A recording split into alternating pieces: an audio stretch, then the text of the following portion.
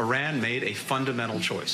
امریکہ کے نو منتخب صدر جو بائیڈن نے اپنی کابینہ کے اعلیٰ عہدوں پر نامزدگیوں کے پہلے مرحلے میں سابق نائب وزیر خارجہ اینٹنی بلنکن کو وزیر خارجہ نامزد کیا ہے۔ ہارورڈ یونیورسٹی اور کولمبیا لا اسکول کے 58 سالہ گریجویٹ اینٹنی بلنکن سابق صدر براک اوباما کے دور میں نائب وزیر خارجہ کے منصب پر فائز رہ چکے ہیں اور 2002 سے جو بائیڈن کے مشیر کے طور پر کام کرتے رہے ہیں۔ اینٹنی بلنکن ڈیموکریٹک پارٹی کے ادوار میں خارجہ امور سے متعلق کئی اہم عہدوں پر کام کرتے رہے ہیں۔ وہ نیٹو اور دیگر بین الاقوامی اتحادوں کے بھی حامی رہے ہیں۔ جو بائیڈن نے فارن سروس میں 35 سالہ تجربہ رکھنے والی تھامس گرین فیلڈ کو اقوام متحدہ میں سفیر کے طور پر نامزد کیا ہے۔ وہ دنیا کے 4 براعظموں میں بطور امریکی سفیر اپنے فرائض انجام دے چکی ہیں۔ وہ 2013 سے 2017 تک افریقہ میں سابق صدر براک اوباما کے اعلیٰ سفارتکار کے طور پر بھی کام کر چکی ہیں۔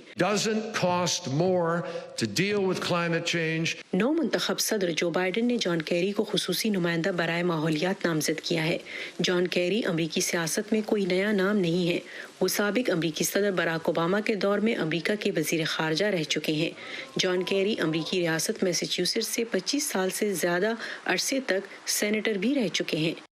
ایورل ہینس امریکہ کے حساس ادارے CIA کے سابقہ ڈپٹی ڈائریکٹر اور اوباما انتظامیہ میں قومی سلامتی کی نائب مشیر رہ چکی ہیں۔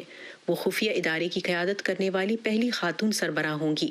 51 سالہ ایورل ہینس پیشے کے اعتبار سے ایک وکیل ہیں۔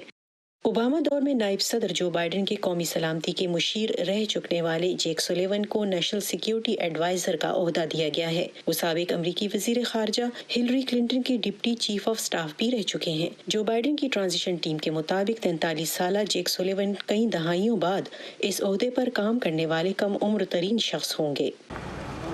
61 سالہ کیوبن امریکی وکیل الہاندرو مایورکاس کو ہوم لینڈ سیکیورٹی کے وزیر کے طور پر نامزد کیا گیا ہے۔ الہاندرو اوباما دور میں تقریباً 3 محکموں میں نائب وزیر کے طور پر خدمات انجام دے چکے ہیں۔ اگر سینٹ سے ان کی تقرری کی تصدیق ہو جاتی ہے تو وہ پہلے لاطینی اور پہلے تارک وطن ہوں گے جو اس ادارے کی سربراہی کریں گے۔ نو منتخب صدر جو بائیڈن نے 74 سالہ ماہر اقتصادیات اور فیڈرل ریزرو کی سابق سربراہ جینٹ یلن کو وزیر خزانہ مقرر کرنے کا تاریخی فیصلہ کیا ہے۔ اگر سینٹ میں تصدیق ہو جاتی ہے تو وہ اس عہدے پر پہلی خاتون ہوں گی۔ وہ فیڈرل ریزرو سسٹم میں 16 سال سے اعلیٰ عہدوں پر فائز رہی ہیں۔